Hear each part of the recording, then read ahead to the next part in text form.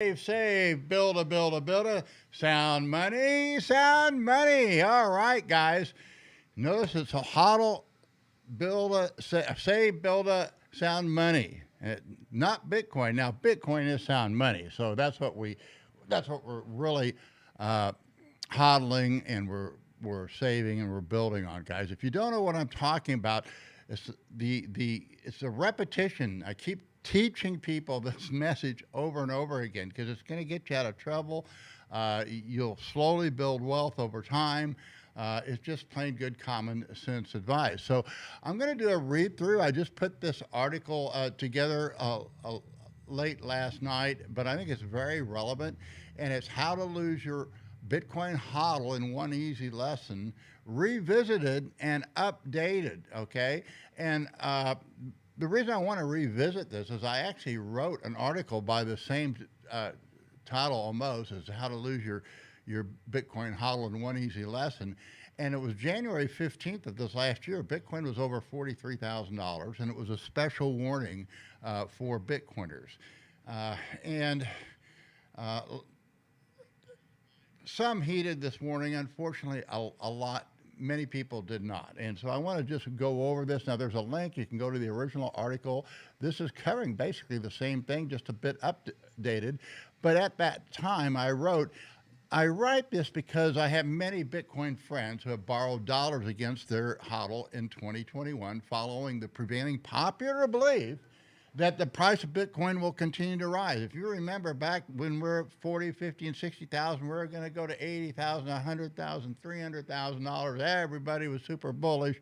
You know, we had legal tender declared in San Salvador. Michael Saylor was buying Bitcoin left and right, and you could borrow against your Bitcoin and buy more Bitcoin, or live off your Bitcoin.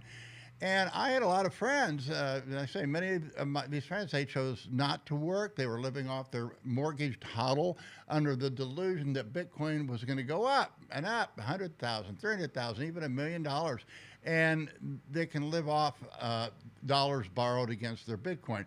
Now, it should be pointed out that, and this was written in January. I didn't know the market. Guys, I'm not a guru. I happen to understand the markets, and I have a good analysis, but I don't make price predictions. What I do is you look at worst case and best case scenarios, and I just pointed out, here's the problem, that a spike below 18,000 will wipe out virtually all those that have fallen for this legacy system deception of 2021. And their lost hodl will be a sad event, but you know what? If you lost your hodl because you borrowed against it, you're the only one that did it, and it's well-deserved. And so, I mean, hopefully you've learned. So those following this legacy guru advice, and there was a lot of bad advice out there, guys, and I don't need to mention names. You know who they are and what was going on. And at any rate,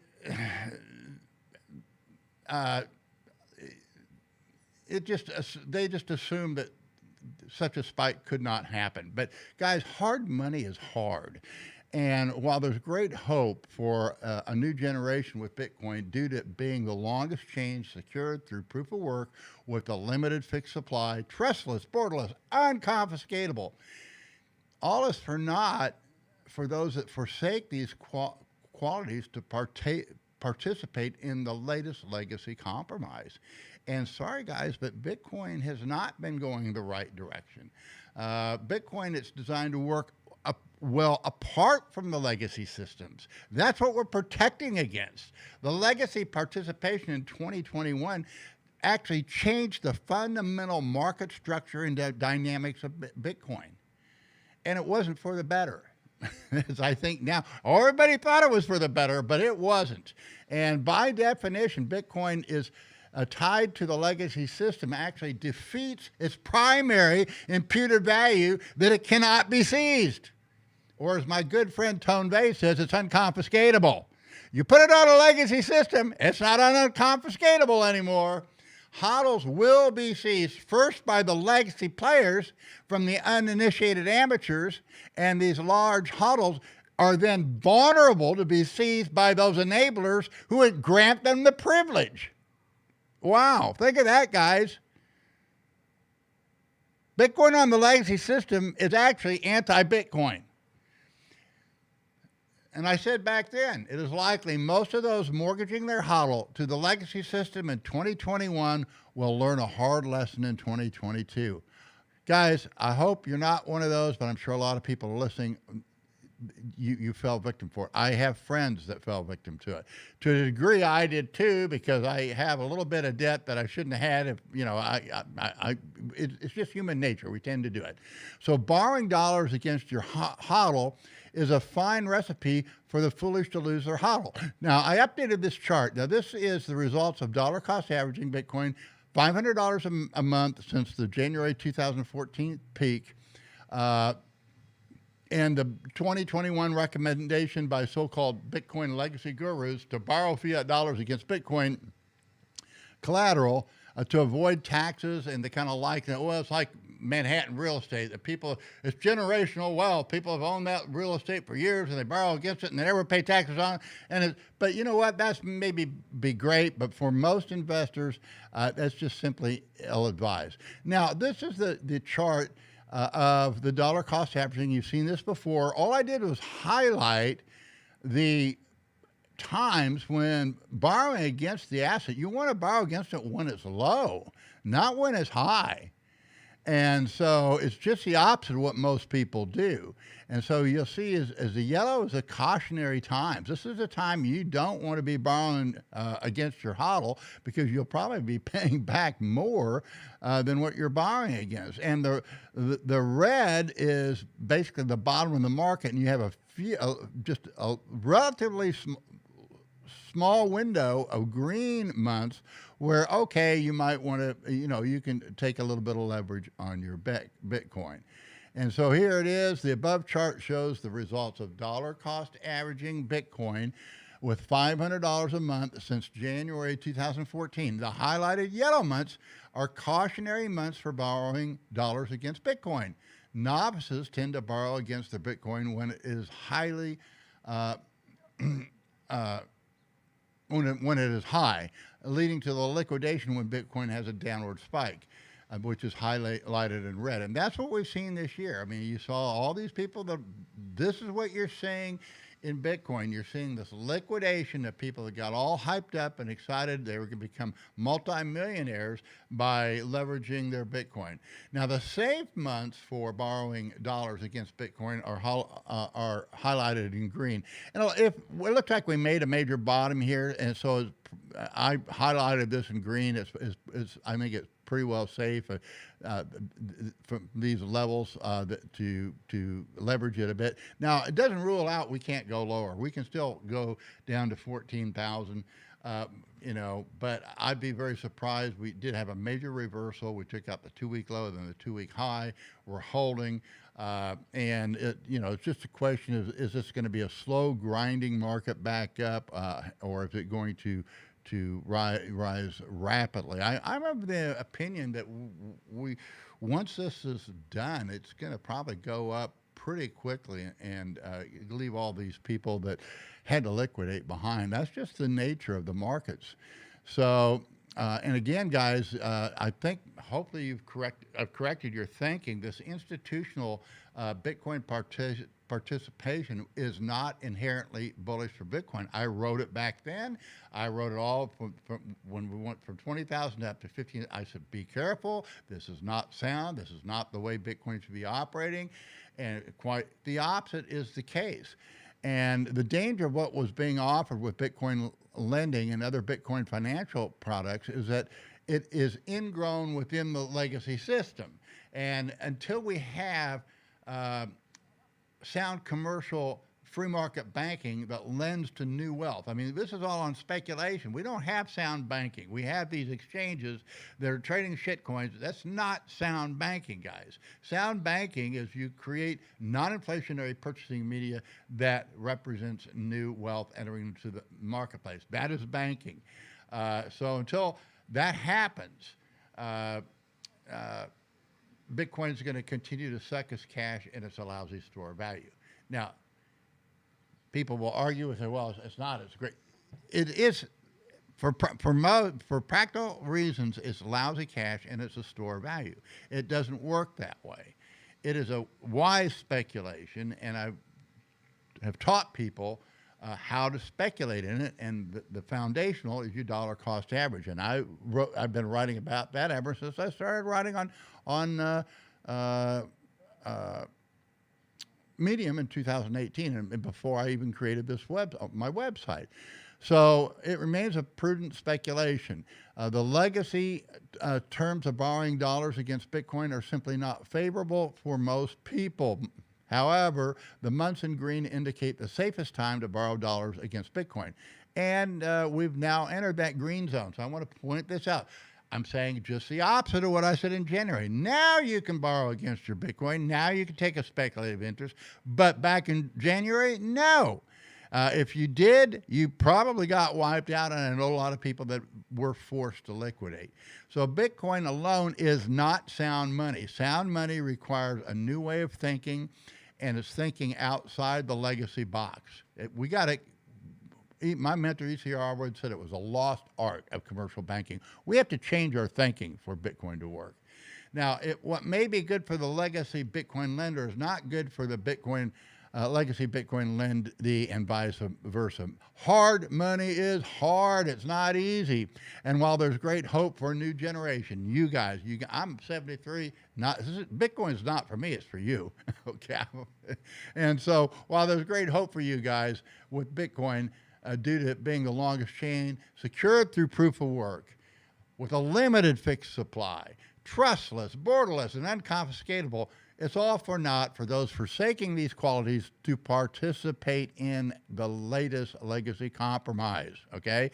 Bitcoin is designed to work well apart from legacy systems. The legacy participation in 2021 changed the fundamental market structure and dynamics of Bitcoin, and we saw it this year. By definition, all these models broke up. Where's plan B? Well, it's plan C now. By definition, Bitcoin tied to the legacy system defeats its primary imputed value in that it cannot be seized. Or as my good friend Tone Vase put it, it is unconfiscatable. Hodls will be seized first by sophisticated legacy players from the uninitiated amateurs, and these large hodls are then vulnerable to be seized by their enablers who grant the legacy privilege. Those mortgaging their hodl to the legacy system in 2021, they all learned the hard way, a hard lesson in 2022, offering and they're getting blown out, but their liquidation has now created a new opportunity for new Bitcoiners to accumulate Bitcoin at favorable prices. Establishing sound money is more than Bitcoin, and it's more than gold. Bitcoin and gold are useful tools, but they're not a panacea. They're what we term as base money. They're not fiduciary money. They're the base money. We don't have good fiduciary money. That's what banking is. Banking is fiduciary money. Banking is created off of the standard, and hodlers are actually the banks of last resort. I'm going to be writing about this and the whole idea of redeemability. What redeemability means. I'm just amazed at how few people. In fact, I learned a new aspect of it, and that's why I need to write the article. Redeemability is what makes it work, not the reserves. You can't have a fixed reserve requirement. You need little or no reserves as long as you're on that standard. And the standard that you want the base money distributed in the marketplace, because if Bitcoin explodes, then you've got these other goods and services that they can redeem and get things that they could not get before. This studio is built from Bitcoin, okay?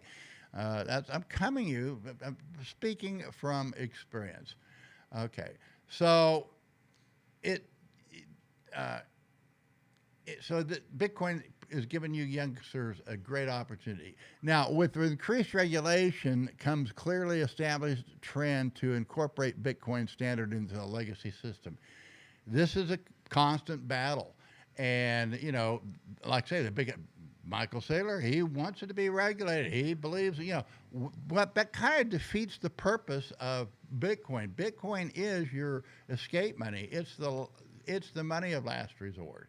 It's so you don't want it to be a part of the legacy system. Its strength is that it's not part of it. And so we actually are in a de-evolutionary trend, not an evolutionary trend. And it's actually, if you study the gold standard, the Bitcoin standard, de-evolutionary trend is actually going at a much faster rate when compared to the de-evolution of the gold standard, which reached its most advanced development during the Gilded Age of the 19th century. It took 100 years to really make that disappear. Bitcoin, we can pull this off, but we certainly have made a lot of mistakes, and we continue to do so. So this begs the question, does Bitcoin really provide an alternative? Well, I think that the jury is still out. Or is it simply a new paradigm granting a brief reprieve that is quickly degenerating into centralized control? It's both. And I think that my emphasis is working on the new paradigm and staying out of the centralized control as much as I possibly can. I've changed that view. I used to want to incorporate it in the legacy system. It makes things easier, and that's what people want. We want things easier. But you know what? Hard money isn't easy. Hard money is hard. So while technology provided a new tool that is secure, easily transferred through national borders, unconfiscatable, so long as you own your own keys, censorship resistant, and decentralized, these innovative attributes are being quickly undermined by those who know or should know better. All right, so I'm done with the article. I want to invite you guys, the Twitter account up here, yeah, boom. If you know here, I want to invite you. On October 20th, I started a little account of 0.1 Bitcoin. I've already 3x'd it, and I'm publicly trading it so you can see what equity trading is about. And so I just posted, let's see if the last results. Yeah, so there it is. Whoops. There it is. I'm announcing going live. We're about, I started with 0.1. We're about 0.3 now. And so this is equity trading in practice. So I want to invite you guys on November 3rd. Here, let's go here. On November 13th through the 23rd, I am sponsoring an intensive 7-day equity trading workshop and mentorship. Now, it's not just my mentorship, but you're going to be with other people, like-minded people, and we're going to be mentoring each other. This is like 7 days and 7 nights. Everything's included. I've got 20 seats available. The regular price is $3,000 if you're a non-member. Hey, for members, it's $2,000. You get a 10% discount if you pay in Bitcoin. And again, this cool thing about this event is it's going to be during the Baja 1000. So if you can possibly make it, I really recommend it. Look forward to having you here. If you don't know what I'm talking about, and all this is kind of strange to you, you can get my books through the Bitcoin Start Kit here. And there's a picture of the kit. We're going to go here to the website. And here's my hardback book. You can buy these online, but I charge like $129 if you buy the hard copy. For $199, $199.95, you're going to get, whoops, I just dropped my other book. You're going to get this book. It's like hardcover. I'll be signed by me, so it's a true NFT. You're going to get my first book, which is How to Put Yourself on the Bitcoin Standard in One Easy Lesson. And you'll also get the ebook. That'll be emailed to you, so you have both versions. And then we send you a bunch of gifts too, because you need if you don't have a hard wallet, you always need an extra one. We're going to send you a Jade wallet. These alone are like $50. And you're going to get the little Bitcoin book by Jimmy Song and his crew. You're going to get, and that's in Spanish or English. And same with Bitcoin Money. This is for the kids. It's by Bitcoin Rabbi. And we're going to give you Kurt Svalholm's book on sovereignty through mathematics. And you're going to get the Bitcoin Standard. Now, you might already have all of these books or some of them, but it's still our gift to you. If you have, hopefully you've already read this book. If not, you definitely need it. And we're going to give it to you. If you already have one, then hand it to a friend. That's what education is all about. And it all comes in a nice little bag like this. So, guys, I just want to invite you to come to Ensenada, enjoy the Baja 1000. Let's live together, trade together, and just talk Bitcoin together for a week. It's going to be a great event, lots of fun. Right now, nobody's confirmed coming, so I might just have one or two people here. That's fine. You're going to have a great mansion, and we'll do this by ourselves. But I think hopefully there'll be 5 to 20 people that'll come. Again, I've only got space for 20 people, and so it will be limited to that. And let's see, anything else we need to cover? Boom, I think that's it, guys. Hey, thanks for tuning in. Again, look at this chart.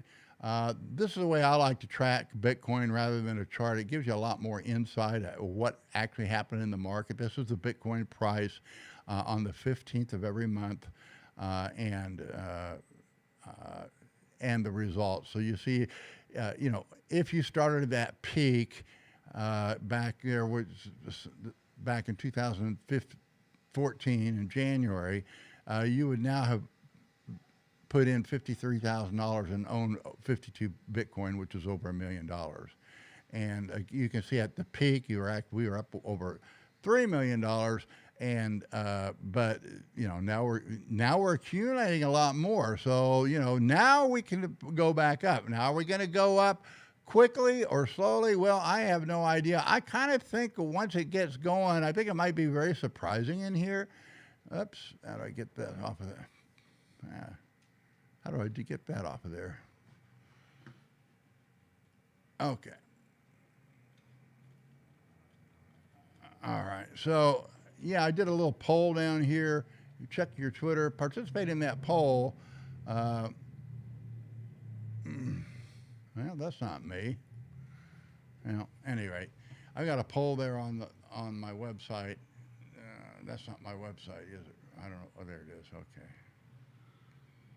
Keep scrolling. There you go. Okay, this poll it highlights this article. It said in 2014, Bitcoin took 1 year to recover after the bear market. In 2017, it took 6 months. So basically, it took half the time to recover. And so this is 2022. How long is it going to take to recover? Is this going to be, half the time? That would be 3 months. Is it going to take the 6 months that it took in 2017, or a year, or never? All of those are possible, guys. I'm not one that says Bitcoin. Look, you're taking a risk if you don't have Bitcoin. So you want to have 5 to 15% of your wealth in Bitcoin. I have no hesitation on that. But will Bitcoin succeed as sound money? And how it's going to evolve, it's not clear at all yet. And so it is a speculation, but it is a wise speculation. So this is a great time to be accumulating Bitcoin. It's now safe if you want to take a little speculative run on Bitcoin. This is the time to do it. You can see what I'm doing in my little trading account, which is a leveraged account. And again, I just put up 0.1 Bitcoin, and we've got it up to about 0.3. I want to show you this because this is what we look at. This thing that says margin up here, that is the key. That margin box, I trade more off of that than charts, because really that's the only thing that you control is your equity. That's why I call it equity trading. And it's going to be a different concept, particularly you guys that are experienced traders. Oh, yeah, you know this, and technical, and the market's going to do this, and the market's going to do that. But you know what? If that's true, does your wealth reflect that? Are you a successful trader year after year after year? I mean, maybe occasionally you'll have a bad year or something. But what I have found is that most people, 90% do lose in trading. But there are techniques that you learn. It's got nothing to do with technical analysis. There's a lot of people that are better at TA and fundamentals than I am, but very few can out-trade me because trading has little or nothing to do with that. It has everything to do with your psychology. In fact, I call equity trading is actually the soul. I call it the soul of trading. And you need to manage that. Once you have skin in the game, it all changes. I don't care what your model says, and models change, But your equity is the only thing that you control. There's no magic beans there, and so there's no magic stops. You get stopped out because your equity says, "Hey, enough is enough. I don't want to lose my equity." So we'll see how good I run this thing. Will I be able to take $1,900 and run it into a million? Well, I doubt that. Then I would be definitely establish myself as the GOAT. But we'll see what we can do. We'll just do it one day at a time, and hope you enjoy watching me do this as much as I enjoy doing it. So thanks for tuning in. Hope to see you here at Ensenada. Hey, we're 3 blocks from the beach. We got the Baja 1000 coming up that week. We've got ATVs here. You can run. We got 2 ATVs, so you can run around in town if you want. We've got side-by-sides that we'll be taking to the Baja 1000, and it'll just be a great time. So visit that website. We have posted videos. You can see the facilities and the agenda, and hope to see you here in November 13th.